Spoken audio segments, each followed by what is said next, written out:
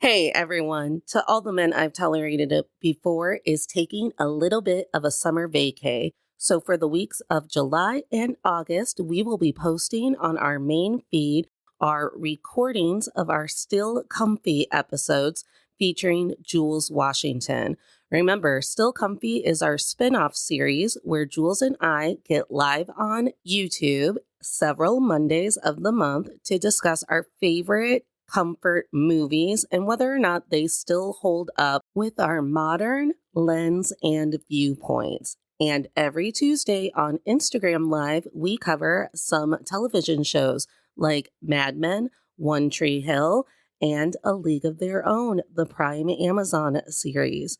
So make sure that you're following us on all social media platforms, Men I've Tolerated Pod and Natalie K124 on Instagram, Natalie K124 on TikTok. Consider joining our Patreon to get the bonus episodes that you've been missing with our friends and our beloved guests. And have a great rest of your summer. I'll see you in September.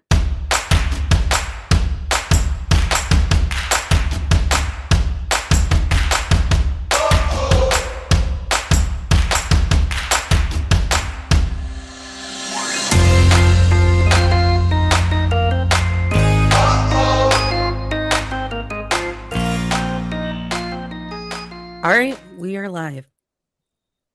Players, let's play ball. Hi, everyone. This is Still Comfy with Nat and Jules.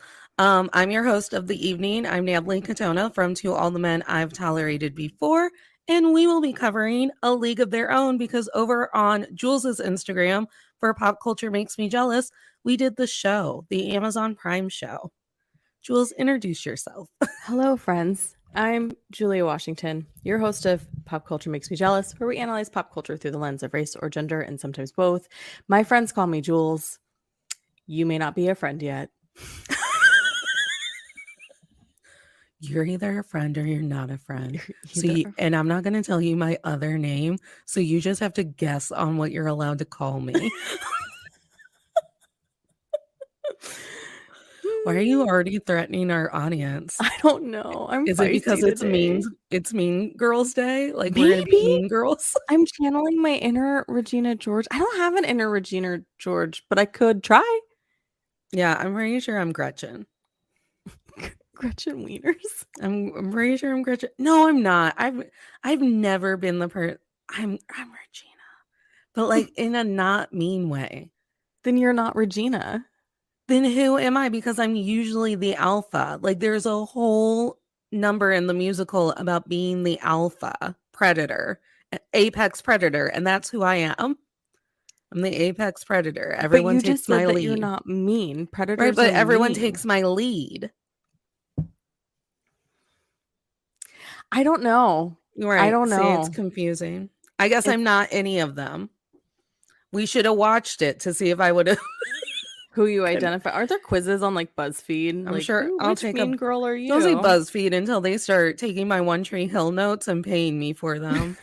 I need to email them and be like, do you want my stream of conscious thoughts about One Tree Hill? All right. I'm well, Googling to see if there's a mean girl quiz. Go ahead. Sorry. I just realized that I didn't write down any facts about A League of Their Own. So let me pull it. What kind of facts? Like don't we usually do the like year that it came out and the summary? 1992. Right. Yep, here it is.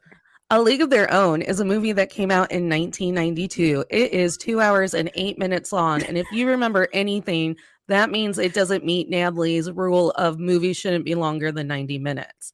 Against all odds, Madonna gets to be on the poster, even though she doesn't have that many lines. She was a big draw, though. She was a big draw. Two sisters join the first female professional baseball league and struggle to help it succeed amid their own rivalry. Madonna is doing the most in this movie in all of the right ways. Well, I think that was the intention of her character. I'm aware. I'm just saying that I missed it in the television show because in the television show, there was no Madonna-esque character to do it all and do it all in all the ways and go all the way. All the way, May. Yeah. Yeah. I do love this movie so much. It's not healthy. It's a great movie. And do you know what I realized this go around of watching it? Tell me. I thought that after like Kit pushes Dottie and Dottie loses for the peaches or whatever, that Kit and Dottie have no contact until they like look at each other at the like old ladies museum 50 years later. Yeah, 50 years later at the Baseball Hall of Fame. And then I realized, I was like, no, they have her daughter clearly says Auntie Kit. They've clearly fucking carried on a relationship for the entire lives. Like, I thought their rivalry went so deep that they were like, and now we'll never speak again. No, not at all. No. I love that moment after the fact because I think it's so crucial to the story. Because Kit finally gets her moment. Dottie's, acknowledging like it's not like she's saying she's the better player, but she's acknowledging like, good for you, Kit. Like, I'm proud of you. And they have this like really sweet sisterly moment. Excuse me. As you know, everything about Dottie throwing the game pisses me off because I am a firm believer that if you are talented, you are allowed to be talented no matter how much it makes other people feel. And that's a huge theme in this movie where, Gina Davis is naturally gorgeous Gina Davis. And I also believe that people have the right to be pretty. Mm-hmm. Okay, I'm pro pretty. Mm-hmm. Like, people have the right to be pretty. Yeah. And then she's good at baseball, and people deserve the right. And it turns out the actress Gina Davis is also naturally good at baseball because when they were doing like the whole training and getting ready for it, because they actually played baseball in this movie. One of the trainers told her like, "You're naturally athletic." Oh my gosh, Gina. Congratulations. Mm-hmm. Also, thank God there was no CGI in this movie. I hate CGI. Well, and I think when it comes to like certain types of CGI, it doesn't bother me. But when it comes to a sports movie, like especially if you watch that sport on the regular, you can tell when it's not happening. Like they're like the way the baseballs were thrown in the Prime series, that was my number one complaint because it's like, that's not how it looks when you play baseball. This is not a realistic visual. And I think it's like CGI is the worst when there's like no reason for it and that things aren't supposed to be over the top and like perfectly fast in a straight line, and you're like, why is this the choice that we made? Yeah, nobody throws like that. We could have taught them how to throw balls, or we could have dubbed them. Like, why wouldn't you have just paid a stunt person to do that? Yeah. Irritating. Yeah. But I believe that Gina Davis has the right to be pretty and talented. Mm-hmm. And so Kit gets on my second note after I wrote like, oh, I guess they did talk was, oh my God, I don't know if even modern age grown Natalie is going to be able to get over Kit. She just has the shittiest face the entire movie. I mean, I understand where Kit's coming from. Like when you have your parents basically saying to you your entire life, why aren't you like Dottie? Be quiet. You're annoying. You're obnoxious. You're taking up space and you shouldn't be. That's going to affect your psyche. That's going to put you in a position where you're not really like, where you, instead of like understanding what it is or realizing that it's your parents, not you, you're gonna start placing that blame on the person who is glorified all the time, right? Like, right. Like when she says to Dottie, like, you're always you're getting in my way. Like, I knew I was getting too good, and this is all like, you're the reason this isn't working because you think I'm getting too good. Like in that moment, I was like, oh, you don't understand because you've never been allowed to experience a full range of emotions. You don't understand that it has nothing to do with Dottie. Mm-mm. And the external elements, you've never been allowed to be away from the elements that say Dottie's the best, so you can grow into who you are in the strengths that you have. Here, first off, I didn't That's from Brendan Fraser. That's from George of the Jungle. I mean, everyone can still tell me their favorite Brendan Fraser moment.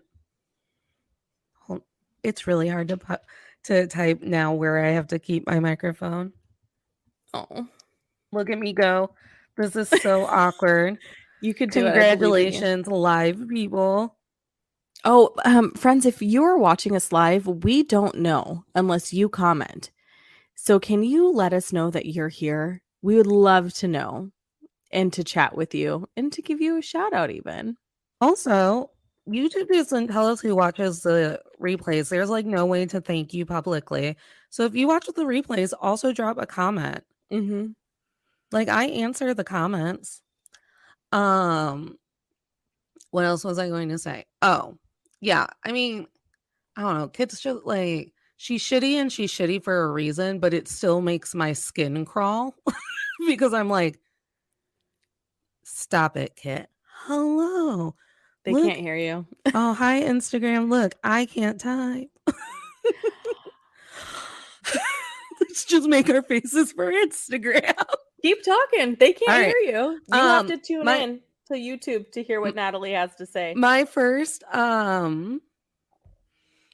point of misogyny. Can we talk about how like Marla wasn't like Marla Hooch. Marla Hooch. Justice for Marla Hooch. She was not in any way scary ugly.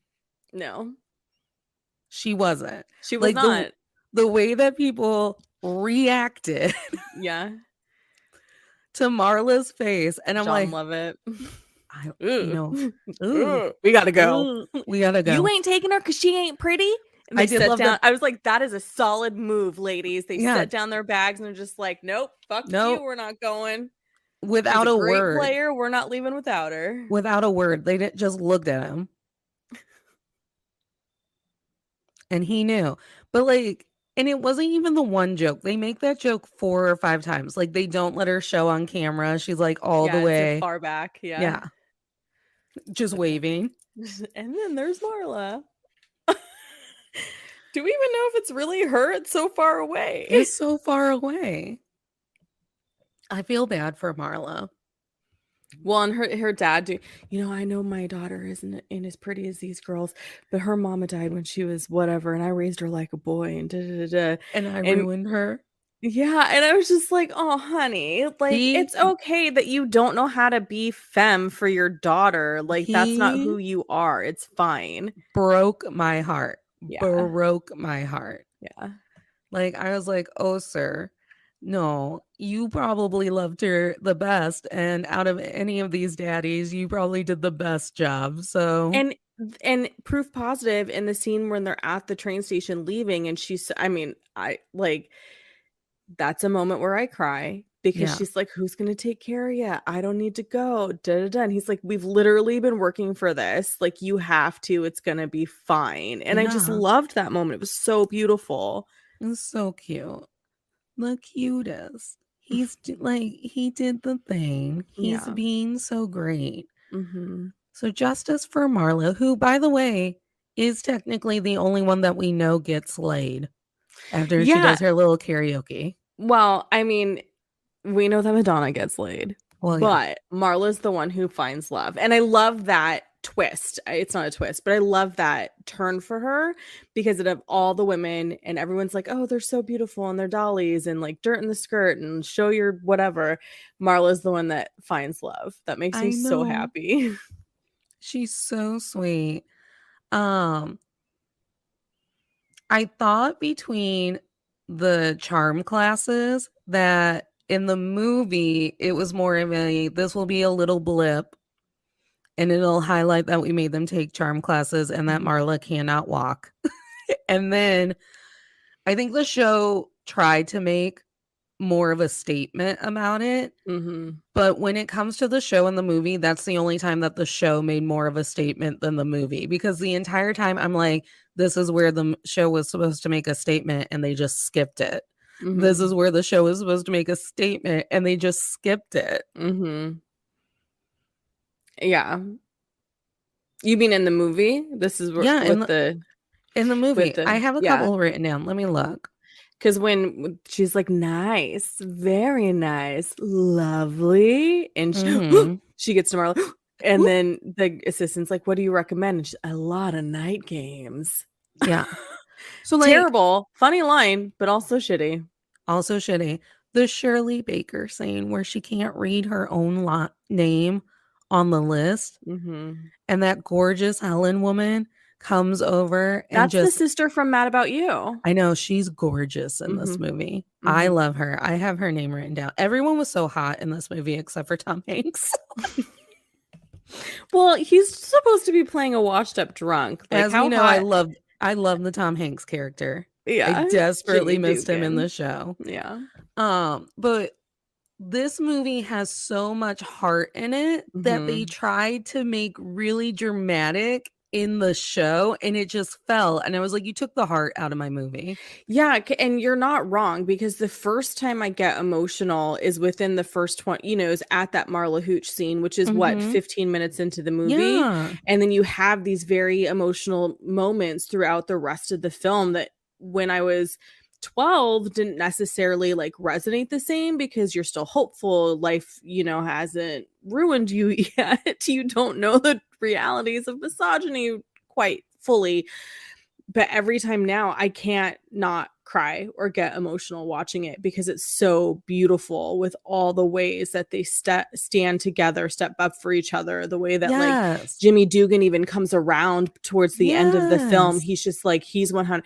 And, he frames it with the whole like, let's do this. I get a bonus when we get in the World Series, but he's also actually emotionally invested. Like, the money isn't the motivator. It's just a nice little perk. There's so much love between the women in this movie that they forgot to do in the show, even though they wanted them to all be in love with one another. And I'm like, right. There's like no girl win moments in the show. There's no like, I see you struggling. Yeah. I myself am a woman as well, and I'm going to step in to stop your struggling. I wonder too if that's because in the 90s there was a lot of that in the 90s with female media and television. Yeah. There's just a whole lot of like, and same, even in the, I don't know, there was a little bit more of a hoorah kind of situation. Right. I feel like when I look back and reflect on earlier late 80s, early 90s television, where we do sort of see more of a bond. We're going to stick together because that's the strength in numbers. This is the only way we're going to survive. Whereas now, even though we talk about, well, we need to band together, it still feels very much like every man for himself. Yeah. And I don't know, for everything that Abby Jacobson kept screaming at us that she was trying to deliver with the show, I'm like, it's like you didn't even watch the movie. Gina Davis taught you how to do this, and you just went, They don't even help Lupita learn English, and they don't let her go to the Wizard of Oz. I'm still mad. Yeah. I did think it was kind of a nice, I forgot that Tom Hanks, when the bus breaks down and she's like, Mr. Dugan, Mr. Dugan, Mr. Dugan, and he's like, what is it, baby? And then they pull away and they scream and they're like, oh my god, what's happening? And he's like, oh, by the way, I loved you in the Wizard of Oz. And I was like, oh yeah, I forgot he said that. So I do appreciate that they went and saw the Wizard of Oz in the series, because I felt like that was a cute, like a not instead of assaulting someone in the name of the Wizard of Oz. Yeah. Which she kind of does look like the lady from Wizard of Oz. She looks exactly like that actress. She looks exactly like that actress. And honestly, so it's almost like, yeah, that's an insult, but not really. Not really. The movie also pissed me off about the show about something else. So when Nick Offerman steps down and they just allow Abby Jacobson to coach, I was like, there's no way. Yeah. Like, watching this movie, I realized, I was like, there is no way that these men who just want to sell candy bars are not going to just bring in another man to tell you all what to do. Right. Like, right. I also think that character needed to be there. Yeah, because he also helps, because that's their immediate first bond, right? They come in, they're excited Jimmy Dugan, this famous baseball player, is going to be their coach, but turns out he's not as exciting as they He's thought he rough. would be. So that's the first thing they initially bond over is like, okay, so our coach is trash. So then that gives Gina Davis the opportunity to take the lead and be like, here's what we're doing. And so they they create that connection right away before the first game, and they don't do that in the series. It takes several episodes for the team to finally find their footing, which in baseball isn't always true because you have spring training. Not that these girls have spring training, they were just kind of thrown into it, but you do have opportunities to like develop a relationship with your teammates, and we don't get any of that. Like, they should have bonded. Well, I don't want to say should have. I don't want to shit all over somebody else's work.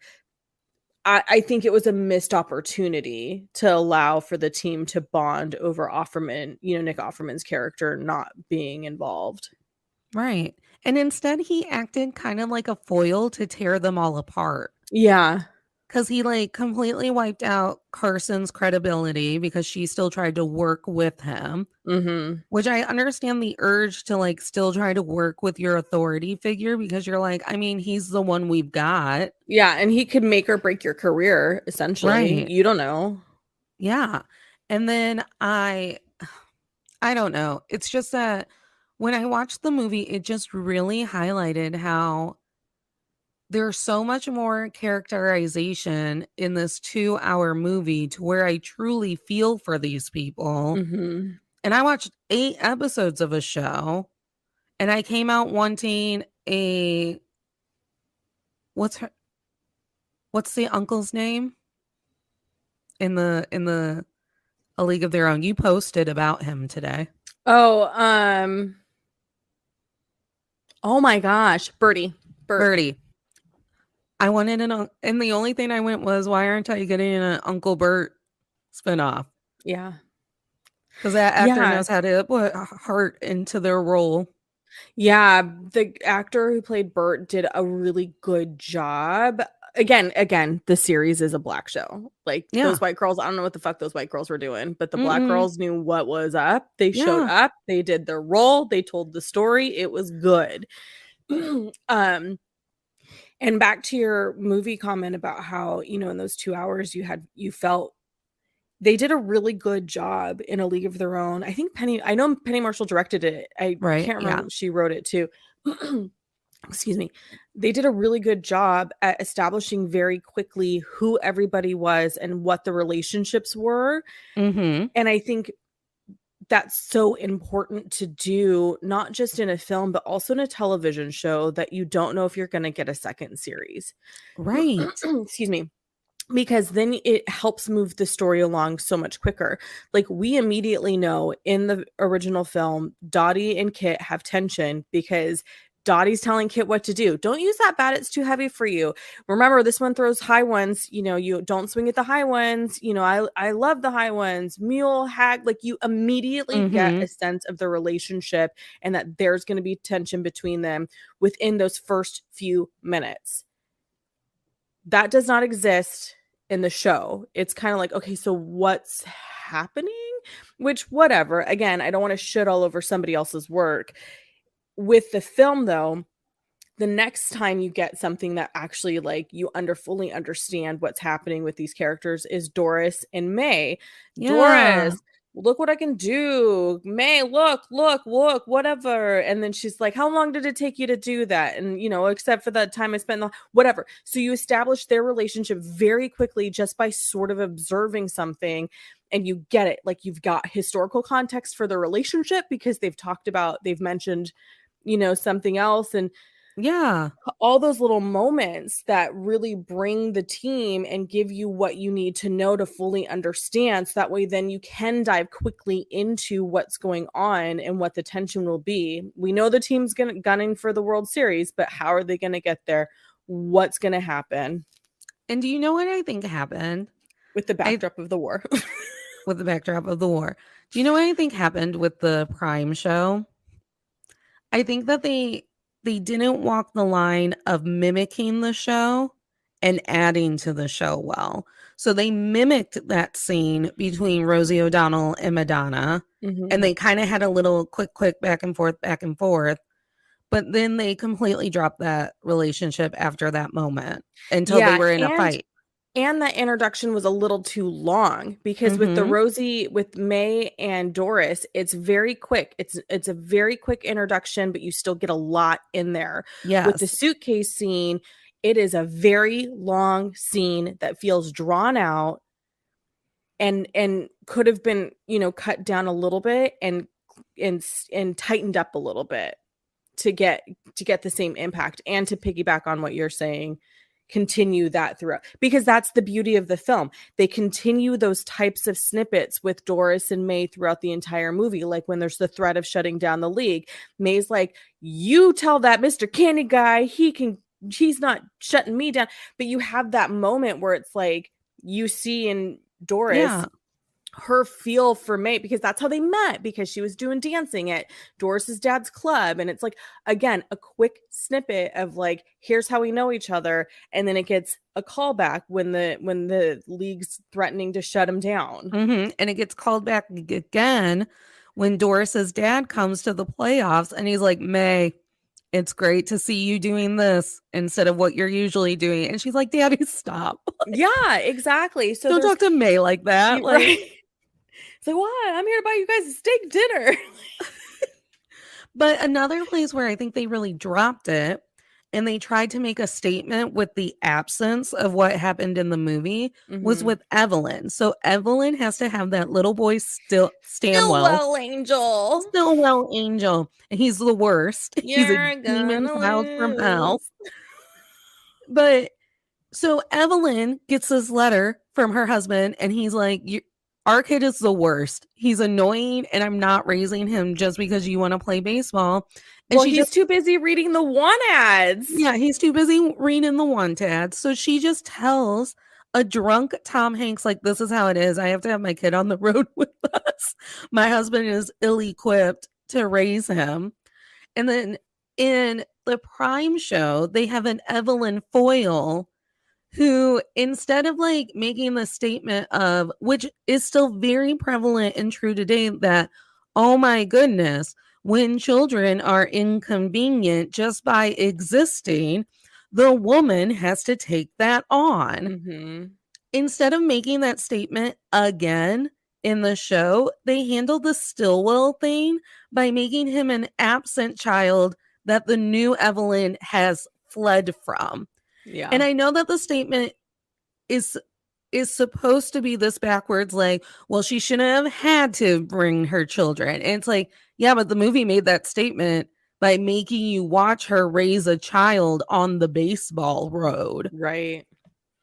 And telling Jimmy Dugan, like, my husband's too busy being drunk like you and trying to get a job. So Stillwell has to come with me. And the other layer of that is he's a man. We can assume maybe he's not able-bodied because he's not working, because he's reading the want ads. Right. So it is a time of war. We assume your husband is white and he's unemployed during a time when they are recruiting literally everybody, because every able-bodied white male is being sent overseas. Correct. So like even that's a huge statement. And the fact that he doesn't show up with grown-ups Stillwell to the museum, and they don't mention him. Right.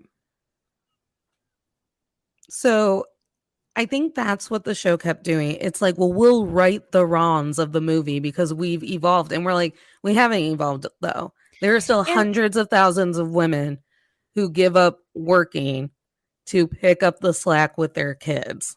Yeah, and I actually don't feel like there were wrongs with the film because the center of the story is Dottie and Kit. Right. So the sisters are the crux of the story. And then the backdrop of that is, okay, now they're on a baseball team and Dottie's naturally gifted and Kit's really good too because she's had to keep up with Dottie. And then you add the layer of the war. So like that scene where the ball gets away and there's some Black women on the side, and I've talked about this on the episode we did on Pop Culture Makes Me Jealous of A League of Their Own. And she picks up the ball and Gina Davis is like right here. And like she chucks it and it gets to what's her face, the beauty queen, to show like she's Ellen just May. she's just as talented. Like that nuance of these women were left out.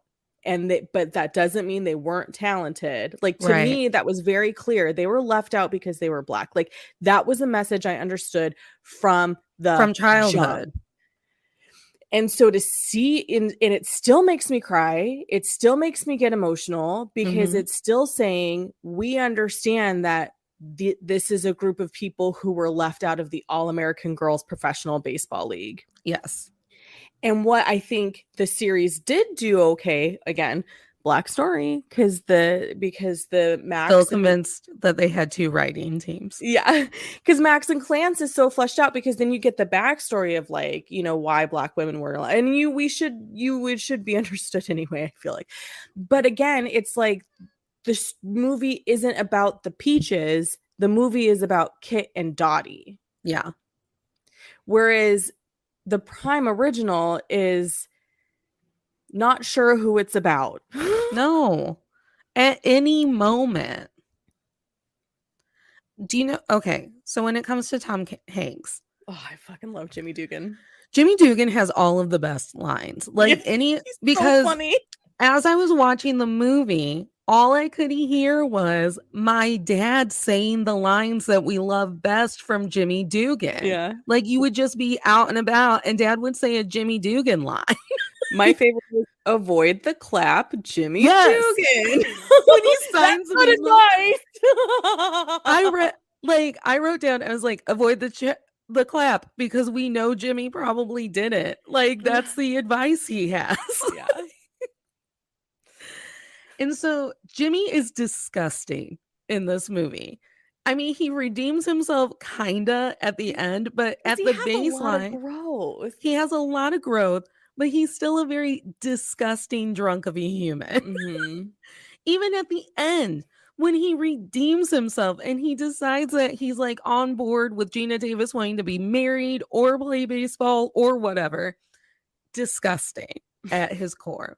So then I was like, well, now I'm mad that the Prime show was so sparkly. They like took out the grit on the Peaches side. Yeah.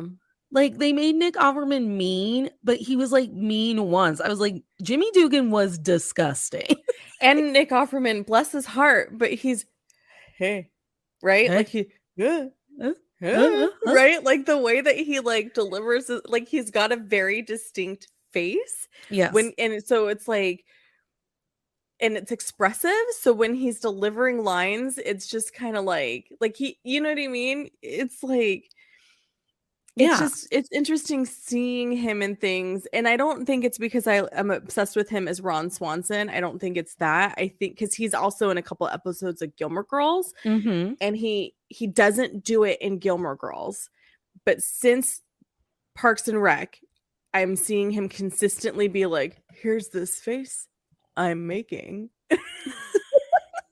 I don't know if I described that well. Does he do it in Making It? My favorite. I only watched one episode of Making It, so I don't remember. It's so quaint. It'll heal what ails ya. Oh. It's just so quaint because you know how the British Bake Off, the Great British Bake Off is beautiful television because at the end of the day, they're winning a plate. So there's no money on the line. So like if your oven goes out, you can come use my oven. If you don't know how to simmer butter, you can watch me simmer butter or whatever. And everyone's just like making a crumpet. Yeah. Because Amy Poehler and Nick Offerman are so kind while they host that show, even though they're all angry Americans who would rip each other apart on Top Chef, the vibe on that show is just like, oh, do you need my quilting scissors? Here, don't use those scissors. Those will be bad. Use mine. And I feel like Amy Poehler is the type of person who's going to create a really good environment to be in anyway. Yeah. Like, she is so silently badass. Like, she's not flaunting it. She's not like making a big deal about all the really cool shit she does behind the scenes. You know what I mean? Like, yeah, she's just got such a good vibe about her. Her and Nick refuse to be the people who tell the contestants that they're going home. They make the other two judges do it. They like, oh, I love audibly stand back and they look at them and be like, now be the mean people and sell these people home. Yeah. And then everyone has a cuddle bottle and they cry. Oh, I love that. Oh, every time someone goes home. Look at it. I should go look at it. It's so I do cute. follow somebody on Instagram who was on, I think, the first season of Making It. And I knew that because when I found her on Instagram, I was like, she looks really familiar. And then I started following her because she was delightful. Yeah. And then she talked about being on Making It. I was like, oh, I knew it was her. Because and then she had shared a photo and I was like, oh, that's why I didn't recognize her. Her weight had changed. So I didn't recognize her immediately because she was light thinner at the time that I found her. So yeah, I was like, oh, I fucking love you. Oh my gosh. Yeah, Making It, I mean, it's a beautiful show. It's a beautiful show. And that's why I love Nick Offerman and why I was excited that he was in the Prime show. And then they barely used him. Yeah. I was like, you didn't even let Offerman be Offerman. Because you could still use that character who's obsessed with the one knuckleball thing or whatever. Like, there was opportunity there for a story arc for him throughout all 8 episodes that I think didn't get tapped into. Right. And then, so back to my dad just like quoting Jimmy Dugan. Well, Jimmy Dugan and just the movie. When the charm lady is like, eyebrows, there should be 2. I was like, oh, I remember my dad telling me that. He's like, Natalie, eyebrows. It was when he started letting his sister wax my eyebrows. And then he just felt like he had the right to comment when that had gone on too long. By the way, these are my natural eyebrows. I haven't waxed or plucked. So you never had a uni? No, I mean, like, if I rub it, yeah, there's hair, but there's hair on your entire face. Right. You know, that's what I'm saying. Like, we're normalizing women's hair. Yeah. I have hair everywhere. Yeah. And it is a chore to wax, to shave, to all of it. And then afterwards, you're like, I even get an orgasm out of that. Like, I spent 45 minutes shaving. My water went from hot to cold to hot again. And at the end of it, you were bad in bed. That's just unfortunate. Isn't it, though? Isn't it, though? It really is. Ingrown hairs and everything. But my dad used to tell me, like, eyebrows, there should be 2. And, like, here I am rubbing my eyebrow to be like, they've never. I mean, I'll ask Stephanie, when you watch the replay, comment for everyone to know if whether or not I had a unibrow, and I'm just not remembering. But where would it have gone now that I'm in my 30s? It just I outgrew my unibrow. Well, if you're doing waxing, like, okay, so look at my eyebrows. Yeah. These are not my natural shape. This is not my natural eyebrow. Okay. Like everyone in the early 2000s, I went from you penciled it. No, I didn't pencil it. I just tweezed it so far down that it mutinied and was like, we're dead. You've killed the cells. You've killed this space. Yeah. And now I kind of wish I hadn't. So, like, part of me is like my eyebrows should naturally come to here. And they won't even grow in right here at all. Wow. and it's like and one's further back than the other. Like it's a whole. I'm just like, why did my mother? She didn't let me. I just did it.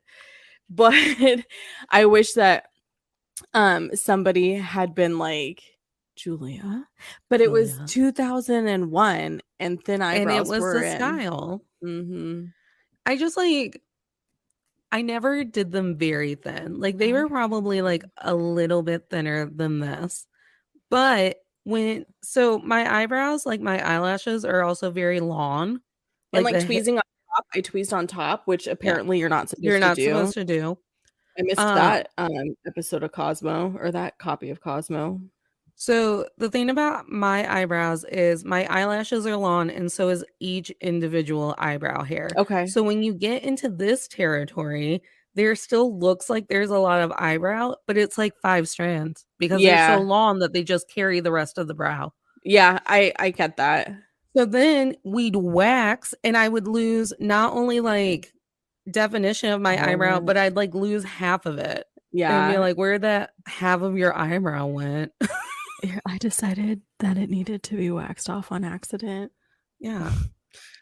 I'm trying to Yeah. find my original eyebrow because I think I posted about My it. original eyebrow. Yeah, because I think I posted about it because when we did the high school episodes, here we go. I had my guests send me pictures from high school.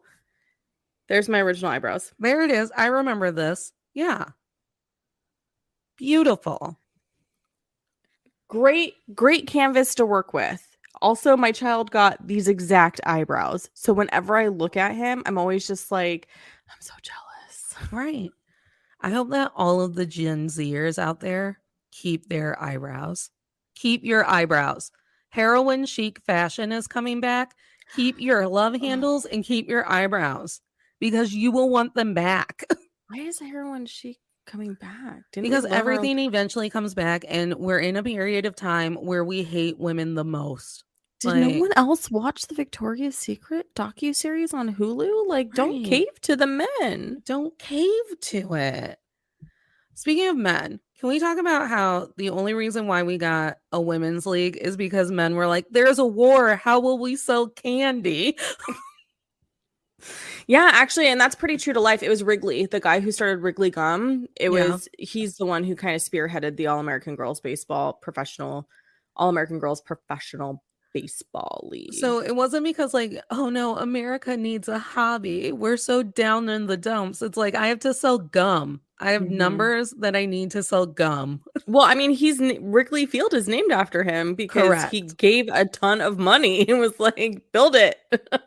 Build it. It's mine. Make it happen. And if you've noticed, they're one of the few stadiums left that isn't named after some weird shit. I'm looking at UPNC Park.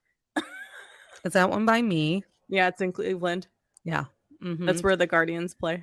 I don't remember what we renamed one of the oh yes I do. We have like the Virgin Mobile one because is that what John Cusack and Joan Cusack used to advertise for? Did they do phone commercials? I don't recall that. Yeah, they did. Also, that's interesting. How cute is Ann Cusack as Shirley Baker? I know. Just beautiful and cute as a butt. And everyone in this movie is so hot except for Tom Hanks. I don't know. He's got some kind of appeal to him for being like, as he cleans up through the movie.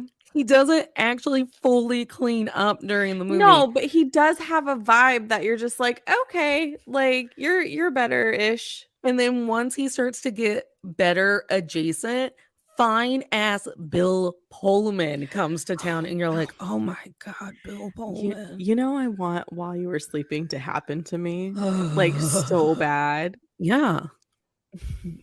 His kid was in Top Gun Maverick. I was like, why does this guy look like he's a Bill Pullman light? And it's the one with the glasses. And I was like, this is going to make me I got to look, right? Thank you, IMDb. So I looked it up and I was like, oh my God, you're Bill Pullman's son. I see it. I feel really uncomfortable now because I also think you're cute. And now this is a weird phase of life to be in. This is a weird conjecture. When fucking good-looking Bill Pullman, and that's where they really missed the mark with the TV show. They didn't find anyone as fine as Bill Pullman to be the husband.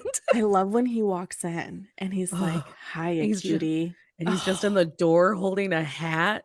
And we're on the heels of Betty Spaghetti's husband being dead. He And died. the emotion that you see in Gina Davis's face, the concern, the worry, scene you're is holding your so breath good. with her.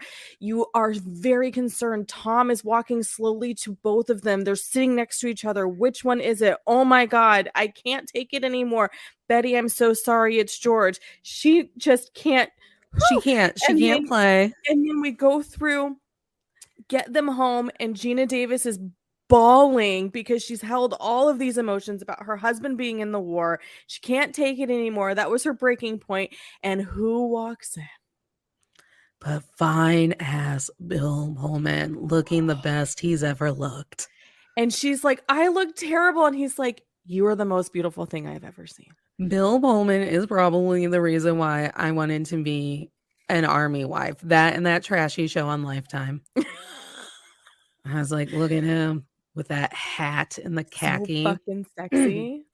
And then like Tom Hanks sees Bill Pullman. And like, I think when I was a kid, because everything was supposed to be like romance centered if it was about women, I was like, well, clearly Gina Davis and Tom Hanks had a really inappropriate crush on one another. That's what happens in all of the movies. And this go around, I was like, no, you were just conditioned to believe that they should have had a crush on one another. They just mutually understood one another. Yep. Totally, because they could have been a dynamite team had Dottie stayed in the league. Correct. Because she's a solid player. I mean, he's told her multiple times you're the best damn player in the league. And he knows the sport inside out. And so, like, the way that she makes him better, it's not as a romantic partner, it's as a friend who cares. Because because Dottie Henson made everybody better. Yeah. When she doesn't want to go out drinking with them because she's a nice married lady, but she immediately gets word that they're about to get caught, so she drags them all out of the bar, including a singing In Love Marla. And doesn't say they'll kick you out of the league. She says they'll kick us out of the league. Yeah. So she doesn't see herself as an individual unit. She sees herself as part of a team. Which is something else that was missing from the Prime show. I don't think that anyone on the Peaches side of the world in that show thought of anyone as an us. It wasn't the team. It wasn't all of us. It was, this is my shot. This is my secret. This is what will get me kicked out of the league.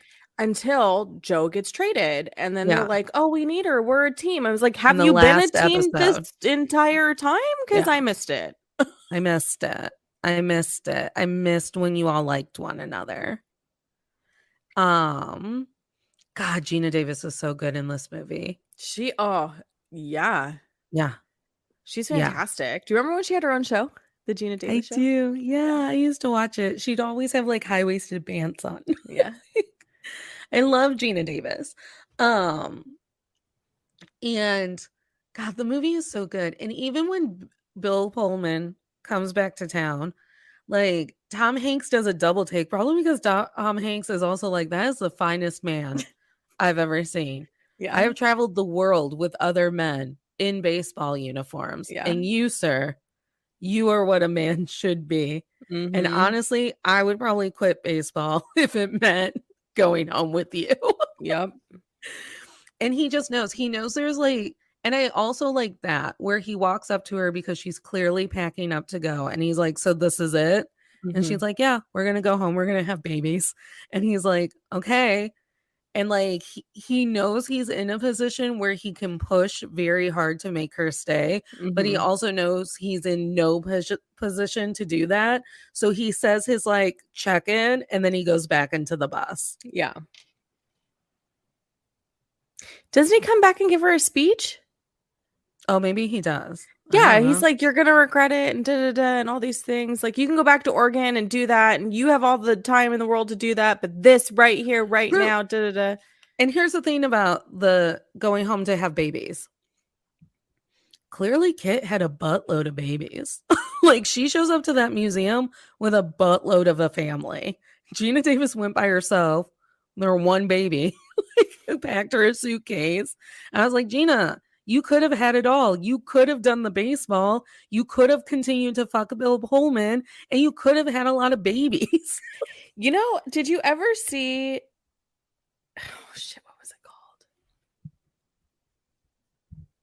Keep talking. I'm going to find it because it was the one thing I saw Bill Pullman in that made me the most uncomfortable, and I was really upset. Oh, no. Because Bill my friend was Pullman. like, you have to watch this show with me, blah, blah, blah. And it's like, fine, I No. will, because I'm familiar with this franchise you're talking about. I understand what's happening, blah, blah. I Even though I don't need watch Bill it. Pullman to always be a nice man. And then I watched this show with my friend, No, Bill and I Pullman. was like, one, this shit could really happen. So I'm really upset that you made me watch it. Two, I do not like. No one wants to watch Bill Pullman be a bad, bad man. Did you know on the IMDb they list their baseball positions? I thought that was Yeah. really cool. Yeah, they do that in the end credits too. That's awesome. Like, I was like, what a nod to people who understand baseball. Was it? Wait a minute. Was it called Torchwood? Yeah, it's Torchwood. Oh, I didn't I didn't realize it was Torchwood. from 2011. No, but it's like, I don't remember there being 41 episodes. Well, maybe you didn't watch all of it because it made Bill Pullman a bad man. No, because there's like a mini. Oh, you know what it is? I know why. 2011 Miracle Day. That's why. Torchwood Miracle Day, series 4, is like it's a separate series. It's the same series, Torchwood, but then it's like 2 years later, Miracle and so it's a whole thing. So I only watched Torchwood Miracle Day, and he is not a good person in it. And it was like, I turned to my friend. I was like, I can't believe you fucking ruined Bill Pullman for me. I can't. Who wants to ruin Bill fucking Pullman? I was so mad. I was so mad. Freaking mad. But then he redeemed himself by being in... What was he in that I loved recently? Oh, I want to talk about I want to talk about Death Delivery Guy. Oh, and how rude and awful he is. I have to have a name. There's no name on this list. Well, this is the federal government. Number one, he's just like narrating the fact that someone's gonna die. He's like, oh God, the government couldn't even send you somebody in person. Today's not a good day for me. Yeah. Today's not a good day for me. I gotta tell you that your husband's dead. And I was like, I want Tom Hanks to kill this man. But then again, I was like, this is something else that the show kind of tried to address and then glossed over, was the realities of fucking war. Yeah. Because how many women did have just a bumbling idiot be like, it's a death telegram. Yeah. Again, I think they did an okay job with it on Max and Clance's side. Yeah. When Clance's husband gets recruited and she's like, this is scary because, Black soldiers aren't treated the same and like all these things. But the other thing that I think was really that I picked up on this time that I haven't picked up in years past, because I think we forget, they rebranded. It's not the War Department anymore, but at the time they were, the Department of War. Mm-hmm. Now it's the Department of Defense. Oh. And I can't remember when that switch happened over, but they did a whole rebranding. One of my other favorite lines. Sound less scary. One of my other favorite lines is when everyone has a turn telling Evelyn to keep that kid away from them, except for Gina Davis, who tells her, I hope I have 5 just like you.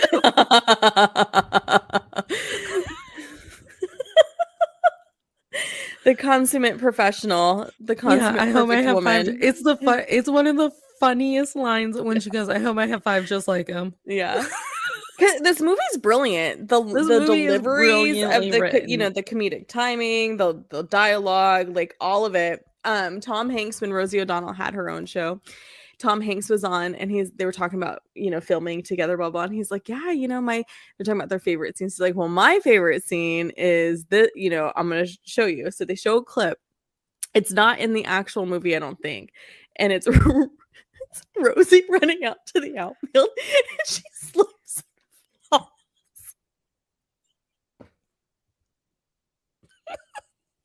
And did Tom bring it, or did Rosie go, this one's my favorite? No, Tom brought it. Tom brought it. He's like, here's my favorite clip. It's you eating it. Yeah. My favorite line of the movie is when Madonna is trying to convince Gina Davis, here's the thing, like, we hit a home run. I flash my bosom. My bosom falls out. And Rosie O'Donnell just looks at her and goes, do you think there's a man in this country who hasn't seen your bosoms? May. And she's like so concerned. May, do you think there's a man in this country who hasn't seen your bosoms?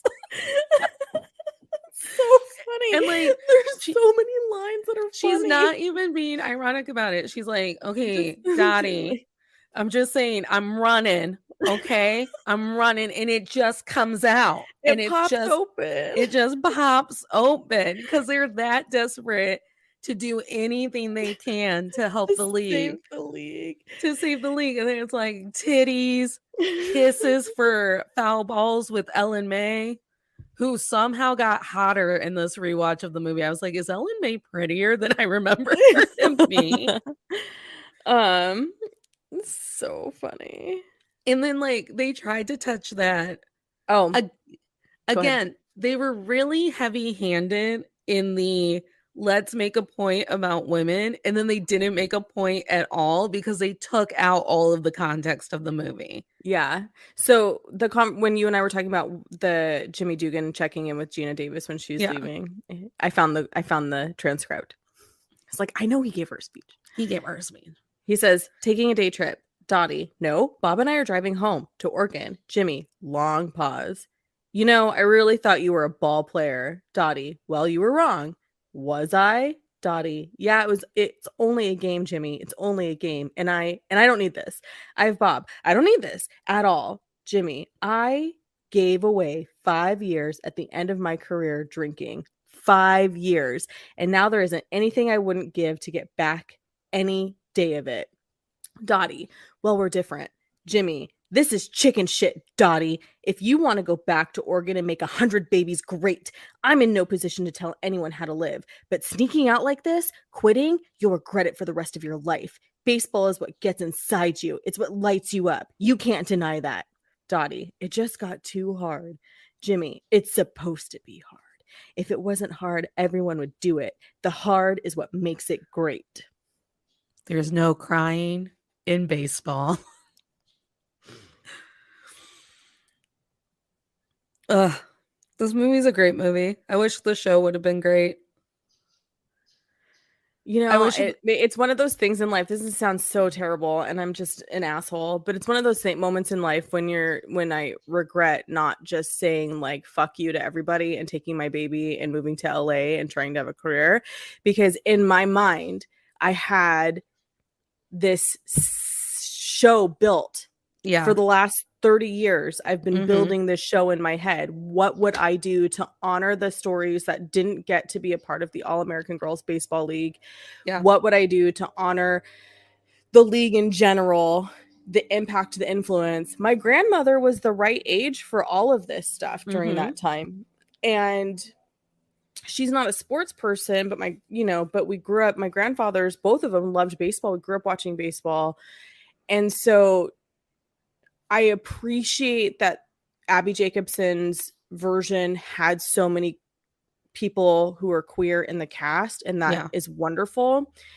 It also, when you go back and watch the original and then compare the two, the original still stands taller because you have so much heart. You really do feel it. You really do understand it. Like when the guy's like, what do you mean you're shutting it down? Like the board, and Gary Marshall's like, the war's ending, the boys are coming back. Like, sorry. And he's like, oh, I guess this is how it's going to be in the factories too. Like, okay, Rosie, turn in your rivets. We tell these women to get out of the kitchen. It's their American duty to do this and help their country.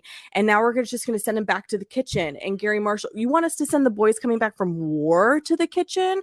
Like, that snapshot of what America was like when it came to the conversation about women was so impactful to me as a child. Not even as a child, because the movie came out when I was 8. So yeah, a child.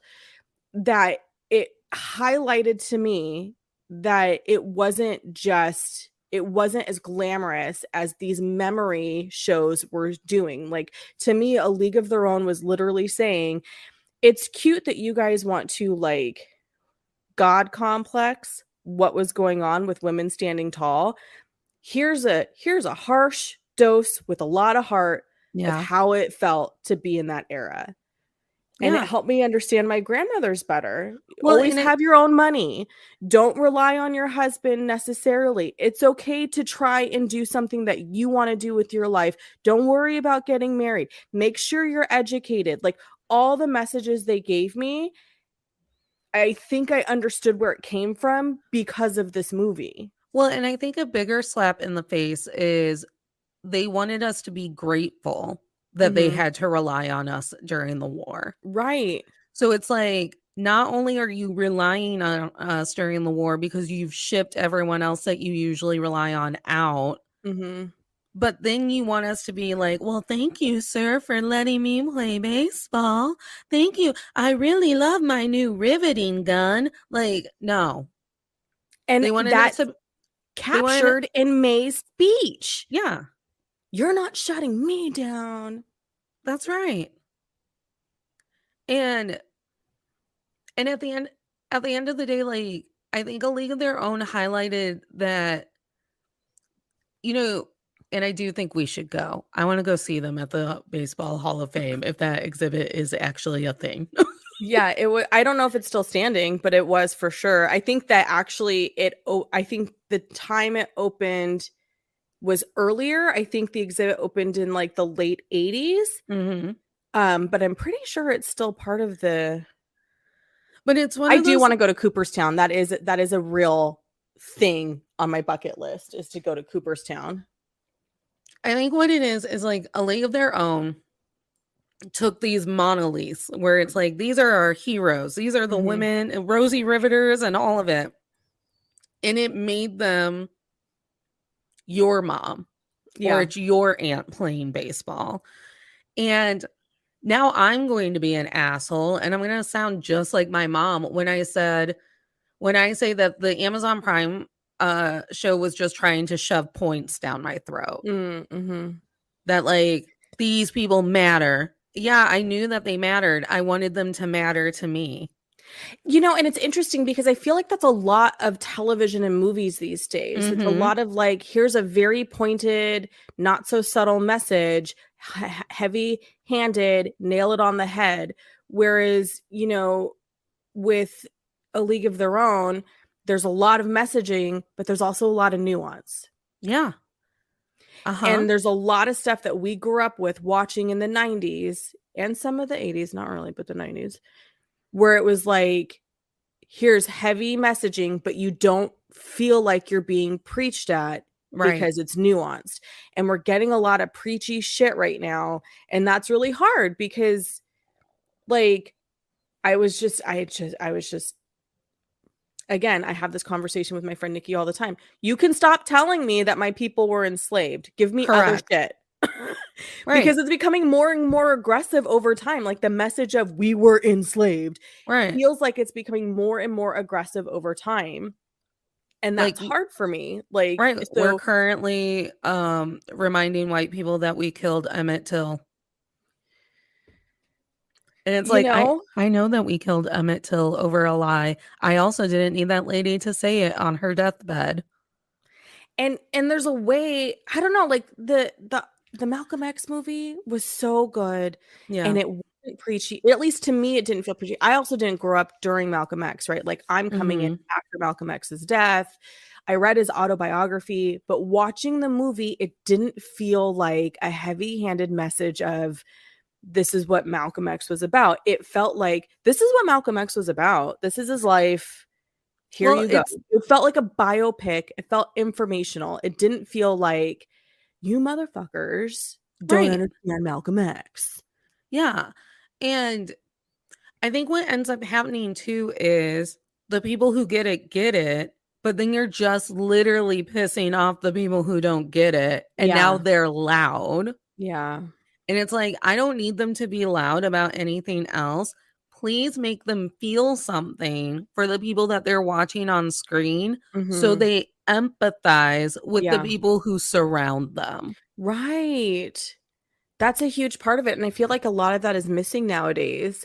And I Yeah. think that's probably why I'm always gravitating towards Marvel movies because it's a superhero storyline. I'm sure if you wanted to get deep about it, you can get deep about it. But at the end of the day, like you can be superficial about it. Yeah. And there's an art to subtleness Mm-hmm. that when it is absent, you notice where it's Yeah. like, my God, you're just hitting me over the head with it. And it makes your characters one dimensional. Yeah. What did we know about Carson? She liked making out with Greta. The end. Mm-hmm. What did we know about Greta? She felt shame because she liked making out with women. The end. Yeah. And Compared to, sorry, go ahead, finish your thought.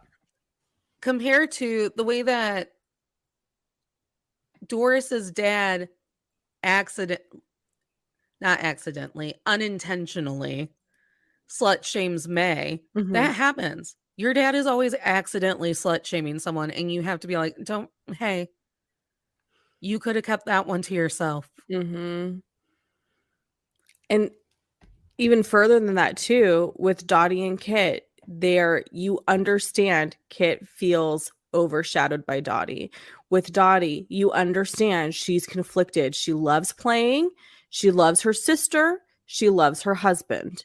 But a woman's place in her mind, she's not. And I felt like this movie was her trying to deal with her desire to want more, her desire of wanting more, but her obligation of what a good woman does in 1941. And I think what happens in the Prime show is that Abby Jacobson made it almost too easy for the women to have their way as if it was 2022. Oh, Nick Mm. Offerman quit. We don't need to rehire him. Oh, Carson's husband comes back. Good news. He's going to say that he doesn't need a baby right away and she can keep playing. And it's like that feels unrealistic to me. Yeah, because there's a level of so like historical fiction, right, is a whole genre. And there is a level where how are you true to what was happening at the time? Correct. And then playing a new game. So like Bridgerton, I think with their colorblind casting does a really good job because it's based on fake shit. Yeah. Right? The aristocracy is real, but the Bridgertons are fucking fake. Right. So it doesn't matter if Queen Charlotte is black or not because it's a fucking fake thing. The All-American Girls Baseball League is real. So to tie in things that are true to the time but still manage to keep my air conditioning just turned on and all my doors and windows are open. Shit. Oh, yikes. Anyway, it's gonna be fine. So staying true to the time, but still being able to make it not feel like you're reinforcing negative stereotypes. Correct. I feel like the 92 version does that. Yeah. Yes. And that's, I think, a lot of like, okay, can I just not to be a tangent, but everyone's losing their shit about Blonde right now. Yeah. And I'm like, first of all, it's not a biopic. No. Anybody who read the book will tell you it's in the fiction section of the bookstore. Correct. This is not a true to Marilyn Monroe's life story. She didn't sign off on this. She didn't. Her estate, not super thrilled. They're like, okay, it's good. Meh. but that's another example of like, Right. this is fiction. There's creative license here. However, because it's a real person, there is a weird line where you have to balance delicately, because there are some things that just are factually inaccurate that happen in this movie. Like, she doesn't die before or she doesn't die after Cass Chaplin. He dies 6 years after she dies. Mm-hmm. And like, there's little things like that where I'm just like, okay, it's fake, it's fake, it's fake. But then somebody on Instagram sent me a DM because I was like bitching about like people being so upset about this biopic. I'm like, it's not a biopic. Stop calling it a biopic. Right. And they were like, it's being marketed like a biopic. It is. And I was like, shit, I guess because I read the book 20 years ago, I walked into knowing it's not a biopic. It is literally being marketed like they are telling Marilyn's story as if Marilyn gets to. No, this is Joyce Carol Oates' imagination of Marilyn Monroe's life. That's what this is. And then my urging to Joyce Carol Oates is, why didn't you just do what anyone does? Tell Marilyn Monroe's story without naming her Marilyn.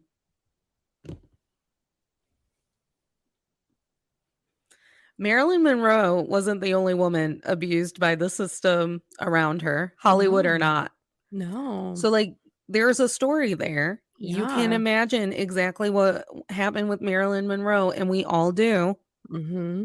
If you wanted to tell what you assumed happened to her, name her anything but Marilyn. Yeah. So, like, it's just like, it's a miss on everyone for me. Like, Joyce Carol Oates, that's irresponsible. And that book came out in 1999.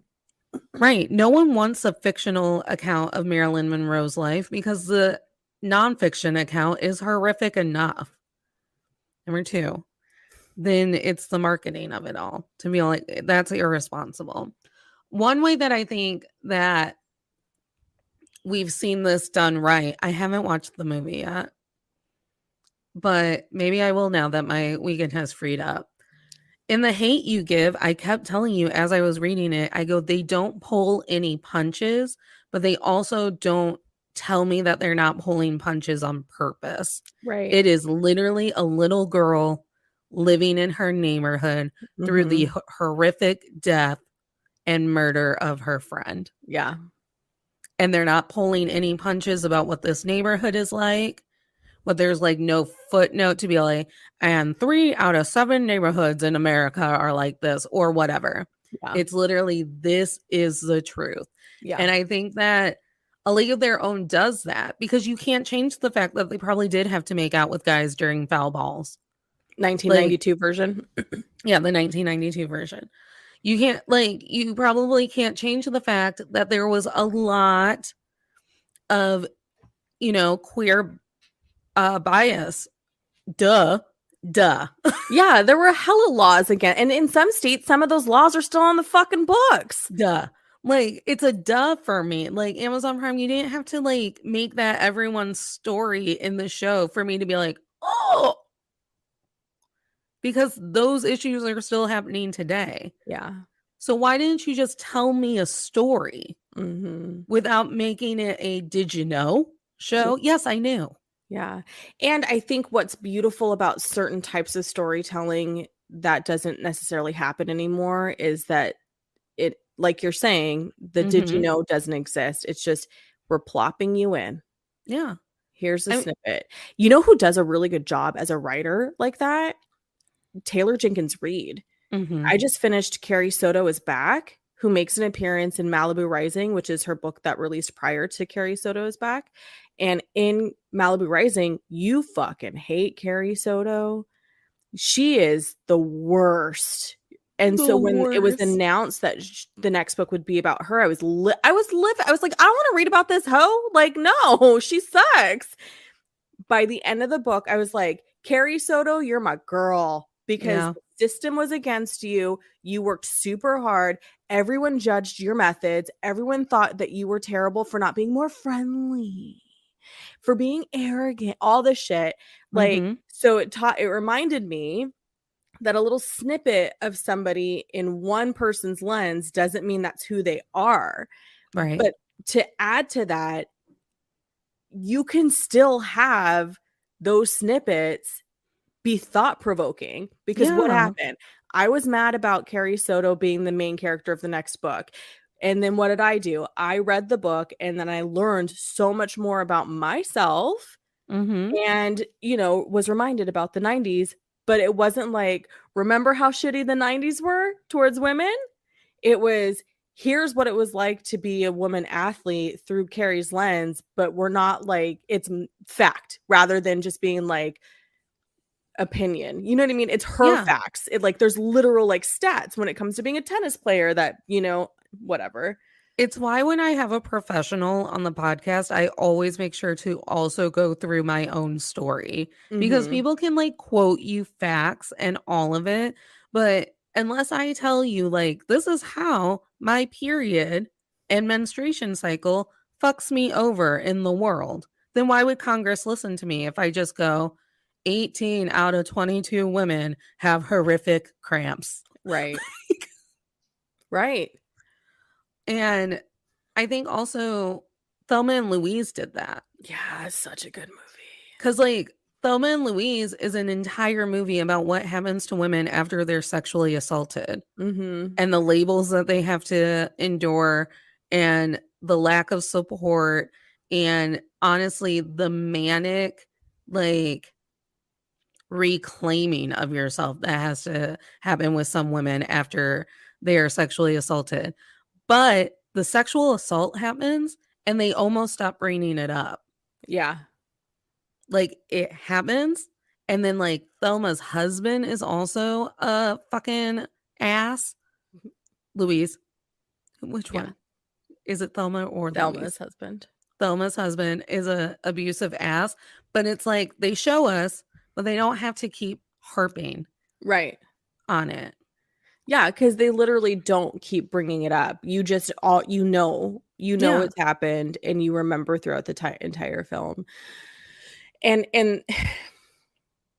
God, I miss that about the I way miss we good told storytelling. stories.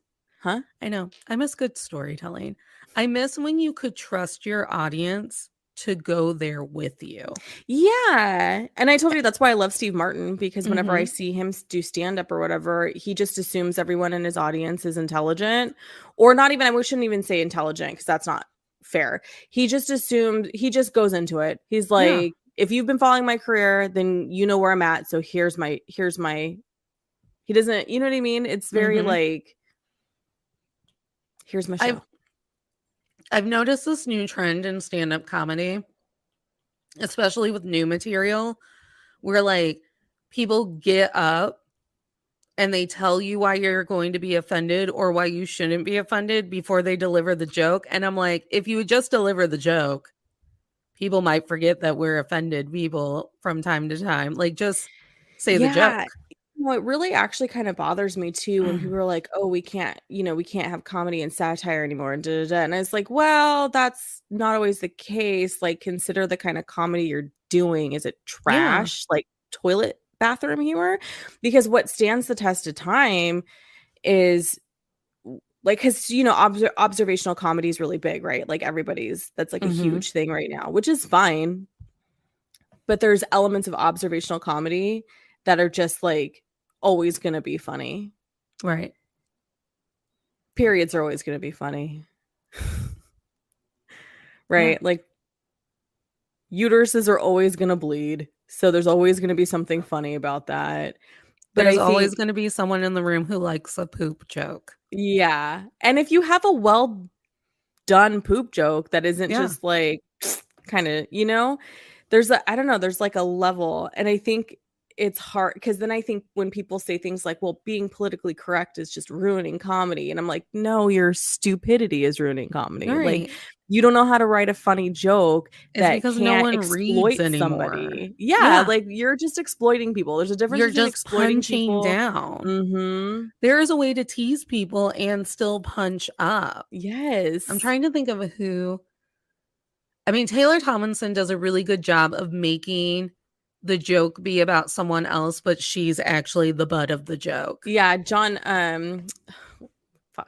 Mulaney. I was going to say my friend John Mulaney. Yeah. I was like, why did I forget his last name? I almost said Malkovich. That's not right. That's not right. Yeah, John Mulaney. He does a really great job of making the joke about anyone who isn't him, and yet at the end of the joke, you still know he's the butt of the joke. Yeah, yeah. He's not making jokes at people's expenses. Yeah. He is explaining, this is why I'm fucked up, because when these people do this, I can't feel the correct way about it. Right. Yeah. Yeah. And that's the difference. Like when I watched, going back to Steve Martin, because he's pretty much the comedian I've been following my whole life. I watched his special with Martin Short, and maybe I told you the story already. Like Steve Martin's telling jokes that I'm like, oh, that shit's going to be funny to my kid, to me, to my dad. Martin Short's making jokes that are only going to be funny to me because he's making fun of the Kardashians. Yeah. Well, and I think that's why, Saturday Night Live is a huge show, and it's probably always going to be a huge show. Mm-hmm. But you can't watch all of Saturday Night Live because it is all about what happened that previous week or this month. I just, with the advent of, Instagram doing video, I only watch the sketches now on Instagram, and then I queue up Weekend Update to watch Weekend Update only on Sunday morning. See? Because I think that Colin Jost and Michael Che are so fucking funny. They are together. funny. And, there's just, I don't know. People have to start reading again so they understand story structure. Seriously, because it's really getting like... Because as people read less, our ability to tell stories also diminishes. Yeah. Yeah. Well, it's like what we were talking... I almost said... I didn't say this to you last night. I thought I did, and then I went back and listened to our messages, and I realized I didn't. Mm-hmm. Oral history, that is all my people have ever had. Correct. For the longest time. It was literally against the law to educate an enslaved person. And then once enslavement, slavery ends, then you have other types of laws that prevent us from being educated, right? Yes. So we only had oral history, which is why the Black community has honed that spoken word art so well, because we've been doing it for centuries. And now I know the connection because I complained about people who do bad spoken word. And I didn't want to be like, you were complaining, but we've been doing it for centuries. So like when you get storytellers who do it so well, this is why it's so heartbreaking sometimes too when there aren't more Black authors published, because it's like it's literally in our blood. Yeah. Well, and I think there are people who are storytellers, and then there are people who know things. Yeah. And it's like, one isn't always the same.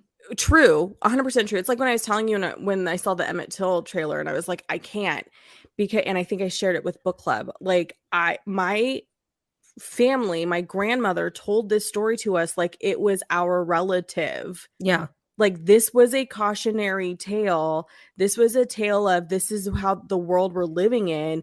Like it didn't matter that he wasn't my kin. My grandmother told us that story like he was. Which is why I will not be seeing the movie, because why would I open that trauma? Because she shared that story like it was a firsthand experience for herself. Yeah. But other people, white people who don't believe in racism, should go see it. They won't, though. I know. I don't know who the Emmett Till movie is for. It's probably for white people who really want to feel like they're doing the thing. Yeah, I don't know. But yeah, I see it. I see as people like stop reading. Like the reading gap really bothers me. We don't teach kids how to read correctly anymore. Did your kid still have phonics as part of his curriculum? I want to say yes, but also at the same time, because my mom was a librarian when we were kids and she was a preschool teacher, like phonics was just kind of... That's right. You taught him how to read, and that's why he knows how to read. Yeah, because it was just all kind... And I taught adult education myself, and I relied heavily on phonics. Even when the curriculum moved away from phonics, I still brought phonics in. I don't think I know how to teach somebody without phonics, to be Well, guess honest. what? In all of the schools, maybe not all the schools, but in a majority of the schools in the USA, kindergartners and children aren't being taught phonics anymore. They're being taught sight words and guessing, like reading a picture. So then the goal is for Oh. you to memorize every word in the English language. And That's actually, what about people who have learning disabilities who yeah, can't? yeah, it's a fucking riot. Wow. Yeah, and with my niece, when we would sit down, like even to this day, she'll if she comes over, I love doing word searches. My grandma did Mm-hmm. word searches, so it's like my way Yeah. of honoring her. I have her help me, and I'll spell out, we do all ch. What does ch say? Like I do Yeah. all of that with her. Like I don't just tell her what's this.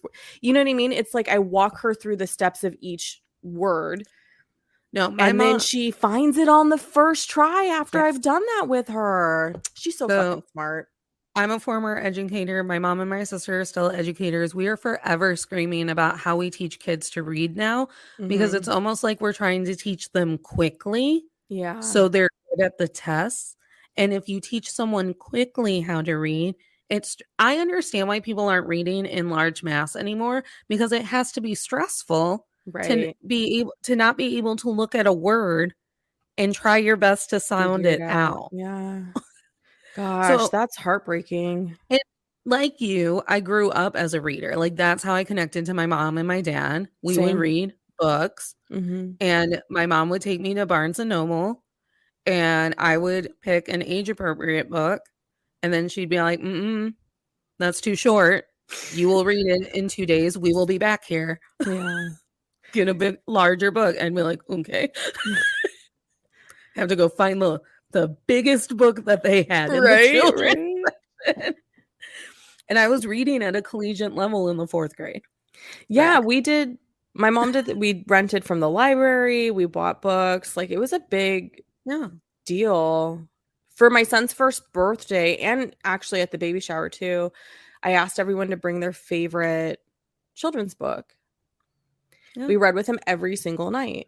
Yeah. You're right, though. I did go through this training where she gave us the breakdown. Again, studies. Nobody gives a shit about studies. But the average child, he at the time, this is 10 years ago, heard like it was like an ungodly low amount. Like if you didn't read to your kid, the average word amount of words they heard in a day was like, Yeah. 22. yeah, I was gonna say like 20, Yeah. 200, 2000, whatever. It was really low. And then if you read to your kids, and it's a higher number, and then that just elevates them so quickly with just what they're able to do to articulate and all these things. And it blew my mind that people don't read with their kids. And I mean like even educated people, Yeah. because the students I taught were college dropouts, probably had a learning disability that went undiagnosed, kind of. We're in a farming community, so a lot of farm laborers who didn't finish school. But then when I'd get the kids whose parents were like middle class who never read Mhm. to them, I thought, really? Like, not even in the middle class, we're not reading to our kids? Like, Well, but why would you read to your kid if reading is such a chore for you?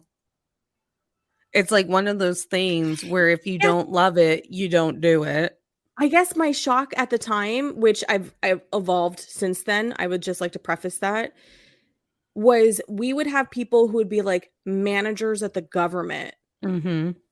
They're in a managerial position of some kind. They're in a white collar job who aren't reading to their children. Yeah. Whereas we assume and associate lack of reading skills with blue collar jobs. Correct.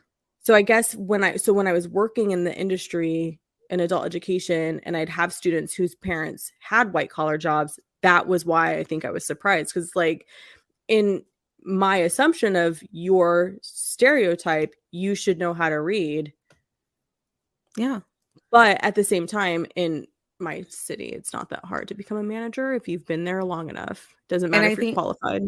And I think what's also happening, and we've seen it happening for years, it's not just new with the League of Their Own Prime show, is no one wants a show that's going to be complicated. So we just spoon feed them everything.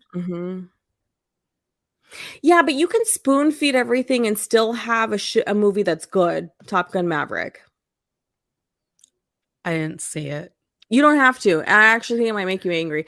Because I don't like Tom Cruise. Because Tom Cruise's character hasn't grown in 35 years. He's still huffy puffy, I'm right guy. But it's still an enjoyable movie because they're so committed to the plot. There's nothing complicated about it. The acting's pretty decent. And they give us a beach scene where everyone's half naked with all them abs. So I'm not mad at it. Bodies, Bodies, Bodies was a very simple story, and yet I was tense the entire time. Yeah, see, there's another example, right? Like, that was a good movie. And then we see Don't Worry, Darling. I know. And then we see Don't Worry, Darling, and we see these places where people refuse to fill in the holes for themselves. Yeah. So they're mad at Olivia Wilde for not telling them. Yeah. To which I would argue, and I haven't made this argument yet to the people who just scream at me that there were so many holes in that movie. That movie, you're living as Alice. So what Alice knows, you know. Correct. And there were things that she had time to try and figure out and discover. And then there were things that she didn't have time to figure out and discover. Like, people are like, why didn't we go in deeper as to why Olivia Wilde would choose this? Because we didn't have the time. We were going to be murdered. Right. Why don't we know where the men got this information? Because Alice doesn't know. We lived that movie through Alice. Right. We forget that our narrator is where we get our information. Yeah, and we're so used to the viewpoint of we know everything. Yes. Like, the narrator knows everything. Yes. And I don't particularly care for that style. Even when I was studying it in school and even in high school, all through it, like, I was just like, I don't give me the narrator who's unstable. Are you the one? No. Who just told me that they don't like unreliable narrators? Oh, no. I'm here for an unreliable narrator. It must have been one of my friends that I was out to dinner with. And then they were like, Holden, the kid in the Catcher in the Rye who I can't fucking stand. Yeah, he's the worst. They were like, he's fine because he's a teenager. I go, well, he's a teenager that'll grow into an abusive old man. Like, he's not fine because he's a teenager. Look, it is 6:00. We don't have that kind of time for you to tell me who that was so I could yell at them in the DMs about that. Okay. I don't even remember who it was. This has been our discovery of A League of Their Own. Let's do our last question. Jules, were you still comfy with the movie? I was.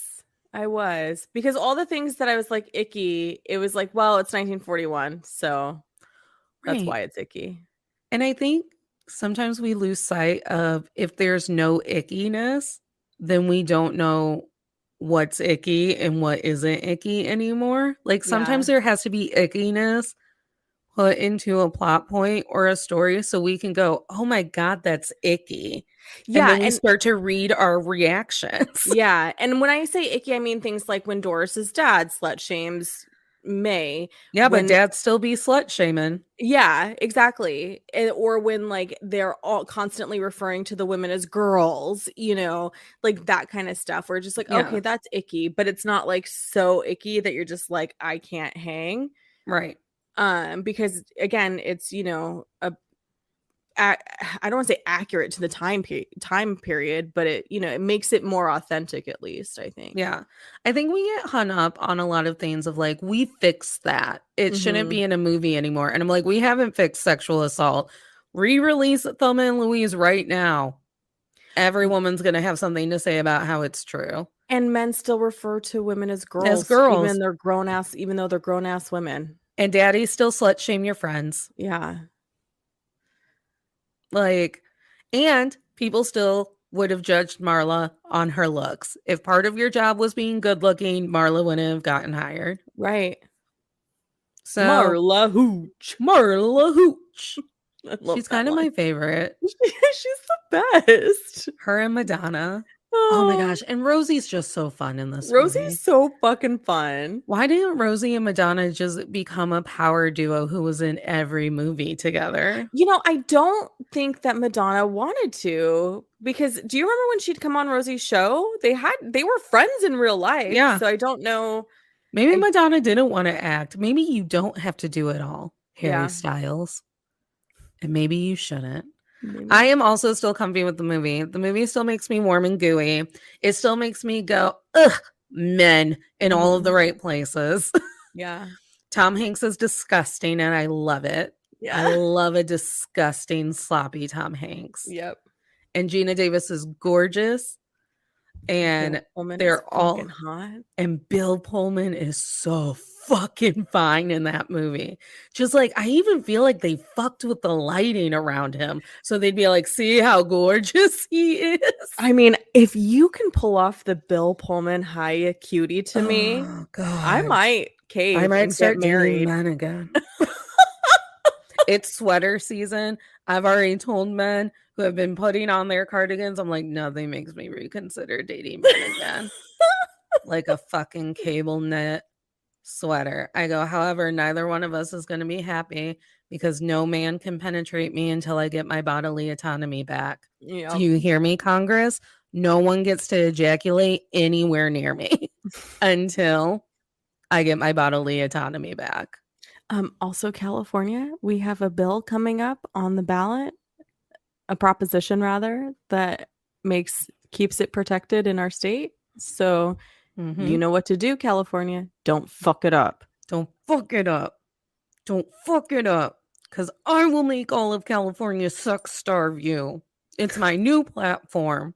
There's a lot of people here. There's 40 million people in this state. We sex starve the people who took away our bodily autonomy. We sex starve them until they give it back. Jules, tell the people where they can find you. Friends, I'm on Instagram. I have a couple. The Julia Washington for book reviews and me just being sometimes a hot mess or really put together and beautiful. It just depends on the day. If you love the concept of my show, Pop Culture Makes Me Jealous, where we analyze pop culture through the lens of race or gender and sometimes both, you can find us on the gram. Pop Culture Makes Me Jealous. We this week are dropping a Still Comfy episode, but also a teaser, because next week we will start kicking off season 4, where we analyze representation of wealthy women in the media. Yep. And it's going to be fun. Natalie's going to be on. She's on episode 3, where we talk about the American crime story, the impeachment scandal. I'm going to be on You're actually going to be in a lot of episodes, but the only one we've officially recorded. Because I want to be a wealthy woman. Yeah, because the only episode we've officially recorded is the American crime story. Correct. We're still coordinating all the other recording times. Because it'll be fun. We'll do it in groups. It'll be fun. I just try to co-produce your show, I'm like, this is what you should do. Yeah. I've had an idea. You're not the only one, though. It happens actually a lot. I get a lot of people in my DMs who are like, I have an idea. I'm like, let me hear it, Well, you know what? I would love for my audience to start doing the work for me. If you have a story of everyday misogyny and you don't want to say it on Instagram or on a hot mic, you can DM it to me and I will find someone else who has an adjacent story to yours. And we will do an entire episode about the misogyny that you yourself have experienced. Because that's the whole point of To All the Men I've Tolerated Before, that our stories of everyday misogyny get told, because we like to pretend that misogyny just is fixed. Like, women get to work and vote now. What more do we want? Not wrong if you're in Georgia. Oh, God. Or Mississippi, they're coming for you. They're coming for all of us. The war of women is secretly gaining ground. Never forget it. It's my last thought that I think as I fall asleep, and it's the first thought that I think of when I wake up. We are living in a war against women and femme-presenting humans and anyone who isn't a white, cis, straight man. Speaking of, everybody needs to go see Bros. Go see Bros. I'm seeing it on Wednesday. Like, everybody go see Bros. They only made $4 million opening weekend, and that breaks my heart. What? Billy Eichner tried so hard. That movie is fucking perfect, and everyone needs to go see it. Everyone needs to go see it. If you claim to be a rom-com lover and you haven't seen Bros yet, I know you're going on Wednesday, you told me. I know. Everyone else, if you claim to be a rom-com lover and you don't have a ticket to see Bros or haven't seen it yet, you are failing the system. Go see Bros. It's perfect. It's one Frozen. You're letting the patriarchy win if you don't see Bros. You're letting the patriarchy win if you don't see Bros. I'm honestly gonna text that to Billy Eichner in case he wants to make it a t-shirt. And here's the thing, guys. We all know it is universally understood that When Harry Met Sally is the best rom-com of all time. This movie has When Harry Met Sally likeness without being derivative. It's fucking perfect. Go see it. Let me tell you something. Boys get to kiss boys. Girls get to kiss girls. You'll watch it in the movies, and sometimes you won't even know if they identify as a boy or a girl, and they get to kiss too in the movies. Everybody gets to kiss in the movies. Everybody gets to make that one of your t-shirts, Jules. Everybody gets to kiss in the movies. I think I will. Anyways, Tell All the Men I've Tolerated Before is your platform where you get to tell us about everyday misogyny. Last week we were putting Sean Hunter and Dawson Leary on trial because they treated women badly in the 90s and they needed to pay for their crimes. This week I am doing an episode with a woman who has built her entire career around teaching women like me how to trust themselves, with a special focus on trusting your sexuality and your sexuality ideals, I guess is the word I'm going to use. So tune in. It's every Thursday. We are on Patreon. We are on Instagram at Men I've Tolerated Pod. I am on Instagram and TikTok at Natalie K124. There is no shortage of me on the internet. Last night, I told a friend not to cry, that I couldn't go to trivia on Wednesday because I'm seeing Bros, and he may miss me. And he said, don't worry, I could always listen to your podcast. Oh, I love that. And everyone, tomorrow night, we'll be on Instagram Live talking about the one and only One Tree Hill and season 2 and all of these fuck boys that they've incorporated into my show. And we're going to be on the river court. So tomorrow night we'll see you on the river court, and stay cozy, stay comfy. I almost want to add San Francisco, like I'm fucking Will like Ferrell. We're on the news or something. Yeah. Stay cozy, stay comfy. Enjoy the weather. Enjoy the weather. Stay comfy, stay cozy. Yeah, like